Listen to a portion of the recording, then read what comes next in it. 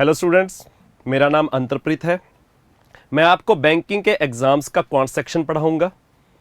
आपके बैंकिंग का कोई भी एग्जाम हो, चाहे वो पीओ लेवल का एग्जाम हो, चाहे वो क्लरिकल का एग्जाम हो, उसे क्लियर करने के लिए क्वांट्स सेक्शन सबसे ज्यादा इंपॉर्टेंट रोल प्ले करता है। वो इंपॉर्टेंट कैसे है ये बाद में देखेंगे, लेकिन क्वांट्स को लेके जो एक मिथ बनी हुई है कि क्वांट्स सबसे इंपॉर्टेंट होने के साथ साथ सबसे मुश्किल भी है, हमने सबसे पहले उस मिथ को भी तोड़ना है। नॉन मेडिकल वाले बच्चे तैयारी करने बहुत कॉन्फिडेंस के साथ आते हैं कि हमने प्लस टू में मैथ्स किया हुआ है तो हम कर सकते हैं, लेकिन जिन्होंने प्लस टू में मैथ्स नहीं किया, बाकी स्ट्रीम्स वाले बच्चे, चाहे मेडिकल वाले चाहे कॉमर्स या आर्ट्स वाले, उनका कॉन्फिडेंस बाकी बच्चों से थोड़ा कम होता है कि हमने प्लस टू में मैथ्स नहीं किया तो हमें पता नहीं चीज़ें आएंगी या नहीं आएंगी। हमने ये मिथ ऐसे तोड़नी है कि हमने 10th में सभी ने मैथ्स पढ़ा हुआ है, इरिस्पेक्टिव कि हम प्लस टू किस में कर रहे हैं। तो जो हमने 10th में सबने मैथ पढ़ा हुआ है, तो क्वांट्स में हमने जो सारा चैप्टर्स पढ़ने हैं वो हमारे 10th वाले चैप्टर्स ही यहाँ पे पढ़ने हैं।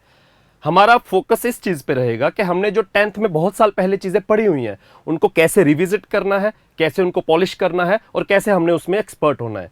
तो हमारा 3 अगस्त से जो बैंकिंग का कोर्स स्टार्ट होगा उसमें हमने इस चीज़ पे फोकस रखते हुए प्रैक्टिस करनी है। तो हमारी क्लासेस की प्रैक्टिस इस तरह से होगी कि हम 1 बाय 1 जो सबसे इंपॉर्टेंट और सबसे बेसिक चैप्टर है उनसे स्टार्ट करते हुए 1 बाय 1 टॉपिक्स करेंगे। हर एक चैप्टर के हर टॉपिक के क्वेश्चंस कुछ हम क्लास में करेंगे, कुछ हम आपको काम दिया जाएगा, मतलब होमवर्क दिया जाएगा, जिसकी हम बाद में अगली डिस्कशन क्लास में डिस्कस कर लिया जाएगा उसे। तो सबसे पहले अगर क्वांट्स के सिलेबस की बात करें तो क्वांट्स का आपका पूरा सिलेबस बैंकिंग के किसी भी एग्जाम के लिए 2 हिस्सों में बंटा हुआ है, जिसमें पहला हिस्सा है आपका अरिथमेटिक का। अरिथमेटिक में आपके वो सारे चैप्टर्स आ जाएंगे जो जैसे अभी हम बात कर रहे थे, जो आपने 10th तक पढ़े हुए हैं।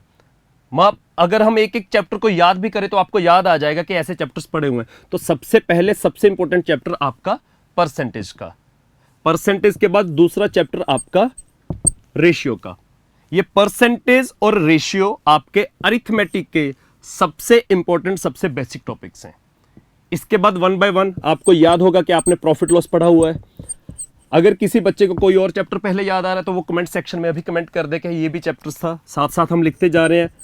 टाइम स्पीड डिस्टेंस हमने बहुत इंपॉर्टेंट चैप्टर पढ़ा था। आपको याद होगा टाइम स्पीड डिस्टेंस के साथ हमने कुछ ट्रेन वाले क्वेश्चन भी किए होते हैं कि एक ट्रेन इस प्लेटफॉर्म से उस प्लेटफॉर्म पर जा रही है, या एक ट्रेन इस ट्रेन को क्रॉस कर रही है, कितने समय में क्रॉस करेगी, तो इसकी क्या स्पीड होगी, उसकी क्या स्पीड होगी। टाइम स्पीड डिस्टेंस के बाद हमने एक चैप्टर किया था मेंसुरेशन का, याद होगा, जिसमें हमने स्क्वायर्स, रेक्टेंगल्स सब कुछ पढ़ा था। अब मेंसुरेशन होती है 2 तरह की, एक मेंसुरेशन होती है 2D 2 डायमेंशनल और एक होती है 3D।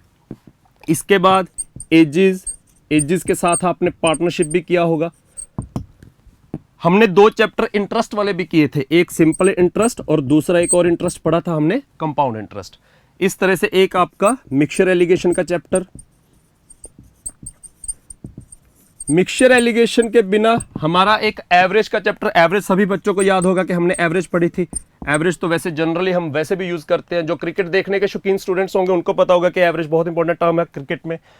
ऐसे हमारे प्रोबेबिलिटी, परमुटेशन, कॉम्बिनेशन, कुछ 13 से 15 चैप्टर्स हैं जो हमने क्वांट्स में पढ़ने हैं। तो प्लस टू चाहे किसी ने मेडिकल में की है, उसके बाद उसने बीडीएस की हो, एमबीबीएस की हो, कुछ भी हो, उसने 10th में ये सारा कुछ पढ़ा होगा। हमारा फोकस इस पे रहेगा कि हमने उन चीजों को कैसे रिविजिट करते हुए उसमें एक्सपर्ट होना है। क्वांट्स का एक हिस्सा अरिथमेटिक, तो इसके साथ दूसरा हिस्सा हमारा होगा डाटा इंटरप्रिटेशन का। डाटा इंटरप्रिटेशन जिसे शॉर्ट फॉर्म में डीआई बोल दिया जाता है। अब जैसे ये अरिथमेटिक हमने 10th तक सभी बच्चों ने स्कूल में पढ़ रखा है, तो डीआई में भी हमारे जो 5 से 6 टॉपिक्स आएंगे वो भी हम सभी ने स्कूल में पढ़ रखा है। उनको याद करते हैं कि वो कौन से टॉपिक्स हैं।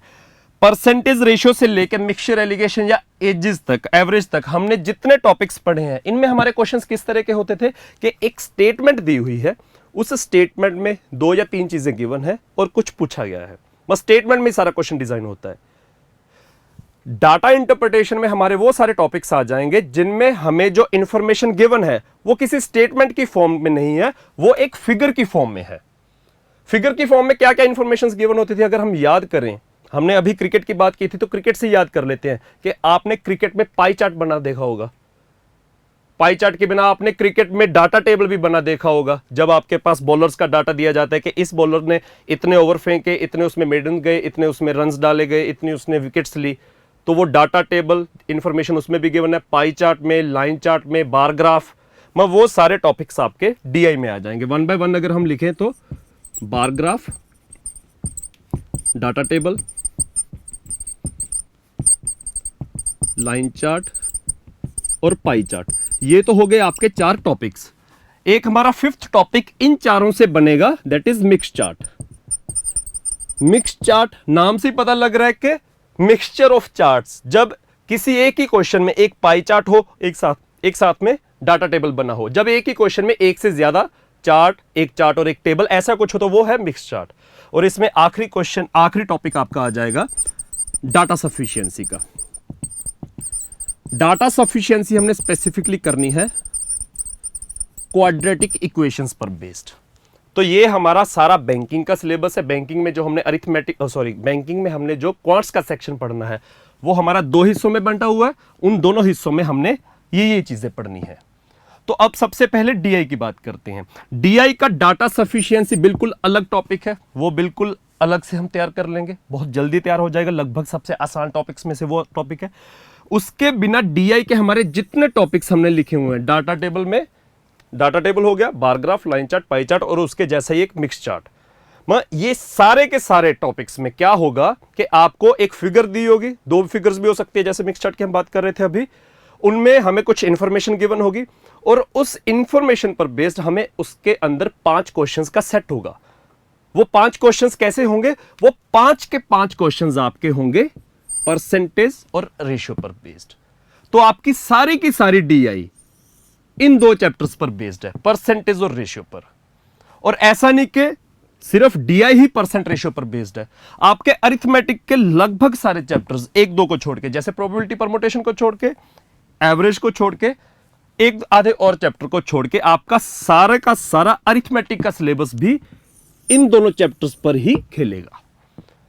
तो यहां जितना हमने सारा सिलेबस लिखा हुआ है उसमें परसेंटेज और रेशियो सबसे इंपॉर्टेंट है। तो सबसे पहले हम परसेंटेज और रेशियो करेंगे। इन्होंने ही हमारा आगे सारा बेस तैयार करना है, डीआई का भी, अरिथमेटिक के बाकी चैप्टर्स का भी। लेकिन इससे भी जो ज्यादा इंपॉर्टेंट चीज है जिसकी अभी हम बात कर रहे हैं, कि हमने स्टार्टिंग में बात की कि आपका बैंकिंग का कोई भी एग्जाम क्लियर करने के लिए क्वांट्स सबसे इंपॉर्टेंट रोल प्ले करेगा। अब क्वांट्स में क्या चीज ऐसी होगी जो सबसे इंपॉर्टेंट रोल आपका एग्जाम क्लियर करवा रही है? सिर्फ क्वांट्स का सेक्शन नहीं क्लियर करवा रही, एग्जाम क्लियर करवा रही है। That is speed. मतलब आप सभी को मालूम है कि हर साल जो बैंक के एग्जाम्स निकलते हैं, किसी भी बैंक का क्लरिकल या पीओ का एग्जाम, पिछले साल के मुकाबले कुछ कम होता जा रहा है नंबर। बैंकिंग की जो पोस्टें आ रही है, बच्चे बढ़ते जा रहे हैं, मतलब साफ शब्दों में आपका कंपटीशन बढ़ रहा है। तो ऐसे कंपटीशन में अगर आपने कंपीट करना है और एग्जाम क्लियर करके जॉब लेनी है तो उसके लिए आपको ज्यादा मार्क्स ऑब्वियसली लेने पड़ेंगे। अब ज्यादा मार्क्स का सीधा रिलेशन ज्यादा अटेम्प्ट, और वो ज्यादा अटेम्प्ट आपके इसीलिए होंगे अगर आपकी स्पीड अच्छी होगी। तो स्पीड का सीधा रिलेशन है आपकी कैलकुलेशन के साथ। तो हमने कैलकुलेशन इंप्रूव करके, सबसे पहले हम कैलकुलेशन करेंगे। कैलकुलेशन इंप्रूव करके एक तो हमने अपना सारे का सारा क्वांट्स जो है, अरिथमेटिक और डीआई दोनों, वो इंप्रूव करना है। और ओवरऑल कैलकुलेशन को इंप्रूव करके हम मतलब ओवरऑल एनर्जेटिक होंगे, हमें पहले से ज्यादा एनर्जी आएगी, जिससे कि हमारी प्रेजेंस ऑफ माइंड बढ़ेगा हमारा, और हमारी स्पीड भी बढ़ेगी, जिससे कि हम ज्यादा अटेम्प्ट कर पाएंगे। तो हमारा जो सारा सिलेबस का कोर्स है उसमें हमने हर एक चैप्टर को उठाना है, पहले इन दोनों बेसिक चैप्टर्स को, फिर 1 बाय 1 बाकी चैप्टर्स को। उनमें हमने एक एक टॉपिक के कुछ क्वेश्चंस पढ़ने हैं। कुछ क्वेश्चंस मैं आपको क्लास में दूंगा, कुछ क्वेश्चंस क्लास खत्म होने के बाद आपको पीडीएफ के फॉर्म में या किसी भी फॉर्म में क्लास घर पे करने के लिए दिए जाएंगे। फिर एक पूरा चैप्टर खत्म करके, या अगर बहुत बड़ा चैप्टर तो उसे 2 हिस्सों में बांट के हम बीच में एक एक डिस्कशन की क्लास रखेंगे, जिसमें कि हमने जो क्वेश्चंस आपको घर पे करने के लिए दिए वो डिस्कस किए जाएंगे। इसके बिना आसपास जो आपको क्वेश्चंस मिलेंगे वो हम डिस्कस करेंगे। और जो इस सिलेबस में हमारा फोकस रहेगा कि तैयारी करनी किस तरह से है, वो हमारा रहेगा 2 पैरेलल ट्रैक्स पर, जिसमें एक हमारा ट्रैक होगा कि हमने अपनी एफिशिएंसी इंप्रूव करनी है। मैं एफिशिएंसी इस तरह से इंप्रूव करनी है कि अगर मान लीजिए 200 क्वेश्चंस के किसी एग्जाम में हम 170 क्वेश्चंस अटेम्प्ट कर रहे हैं, तो हमारे 165, 166 सही होने चाहिए। मतलब इतनी कमाल की एक्यूरेसी होनी चाहिए। और एक्यूरेसी के साथ हमारा दूसरा ट्रैक होगा स्पीड का, कि हमारी स्पीड भी अच्छी होनी चाहिए। मतलब अगर हम इन दोनों ट्रैक्स में से किसी एक को छोड़ रहे हैं, लाइक हमने एक्यूरेसी बहुत इंप्रूव कर ली, स्पीड कम रह गई हमारी, तो उसका कोई फायदा नहीं होगा कि आपके 200 में से 120 अटेम्प्ट हुए जिसमें 118 सही है, मतलब 120 में 118 सही होना बहुत अच्छी एक्यूरेसी है, लेकिन कोई फायदा नहीं अगर कट ऑफ आपकी 140 गई। और अकेली स्पीड का भी कोई फायदा नहीं है कि आपने 200 में से 190 अटेम्प्ट कर दिए और उसमें 90 गलत हो गए। तो ना तो अकेली स्पीड आपका एग्जाम क्लियर करवाएगी, ना अकेली एक्यूरेसी आपका एग्जाम क्लियर करवाएगी। आपका एग्जाम क्लियर होगा, स्पीड और एक्यूरेसी दोनों को पैरेलल आपको मेंटेन रखना पड़ेगा। तो इस चीज पे फोकस रखते हुए हमने सारा सिलेबस करना है। आपकी स्पीड, उसके लिए आपको बेसिकली कंसेप्ट्स को अच्छे से समझना होगा और अपनी कैलकुलेशन इंप्रूव करनी होगी। बस कैलकुलेशन इंप्रूव करते हुए स्पीड बढ़ाएंगे, लगातार प्रैक्टिस करते हुए, उसको डिस्कस करते हुए, गलतियां जो हम करेंगे उनको आइडेंटिफाई करके, उनको रेक्टिफाई करते हुए, उनको सुधारते हुए हम अपनी एक्यूरेसी बढ़ाएंगे। तो इन दोनों पैरेलल ट्रैक्स को जब हम आके लेके जाएंगे तो हमारा लगभग एग्जाम क्लियर होगा, हम कंपीट करने लग जाएंगे, उसके बाद उसे और पॉलिश करते हुए हम उसे क्लियर भी कर पाएंगे। ओके, थैंक यू दोस्तों।